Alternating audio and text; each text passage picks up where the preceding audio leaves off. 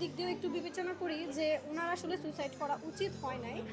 এই জায়গায় উনি যদি চাইতো, উনি বেঁচে থাকলে এটা সুষ্ঠু বিচার করা যেত। উনি যদি প্রতিবাদ করতো যে ওনার হাজব্যান্ড পরকীয়া করেছে বা উনি এটা ফেস করছে, উনি যদি পুরো বিশ্বকে জানাতো, তাহলে কিন্তু হয়তো বা সে একটা সুষ্ঠু বিচার পেত। আমরা জানি যে অনেকেই হচ্ছে এখন অনেকেই ভাইরাল হয়, সো ভাইরাল হলে অনেকেই হচ্ছে পরকীয়া করলে সেটা বলে দেয়, যে লাইভে এসে বলে অথবা সবাইকে জানায় যে আমার হাজব্যান্ড পরকীয়া করেছে, সেটার হয়তো একটা বিচার হয়ে যায়। বাট উনি যেহেতু দুনিয়া থেকে চলে গিয়েছে, কোনো এভিডেন্স না রেখেই চলে গিয়েছে, তো এই ক্ষেত্রে আমরাও একটু এটার বিচারের জন্য যে আমরা বিচার চাইবো, সেটাও ঠিকমতো বিচারটা চাইতে পারছি না।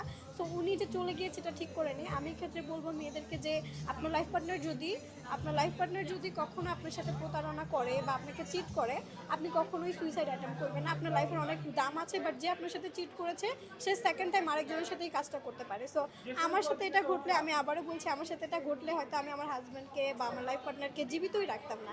কারণ আমি খুব সেলফিশ একটা মানুষ, আমার পছন্দের জিনিস শুধু আমারই থাকবে, অন্য কারো কাছে গেলে এটা আমার সহ্য হবে না।